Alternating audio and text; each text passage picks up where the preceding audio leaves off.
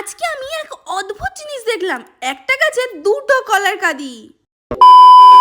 যখন আমার ভালো লাগে না তখন আমি মাঠ ঘুরতে চলে আসি, তাই আজকে বিকালেও কিন্তু আমি তাই মাঠে এসেছি শাক তুলতে। আর এখানে কিন্তু আমি একা আসিনি, এসছে আমার সাথে ননদিনীও। আর এখানে দেখি কত কলমির শাক হয়ে রয়েছে, বুঝতে পারছিলাম না এটা চাষ করেছে না এমনি হয়েছে। যাই হোক কয়েকটা তুলে নিয়েছি, তারপরে ও রিম্পা চলে গেল বাড়িতে আর আমরা দুজন মিলে এখন ঘুরে বেড়াচ্ছি।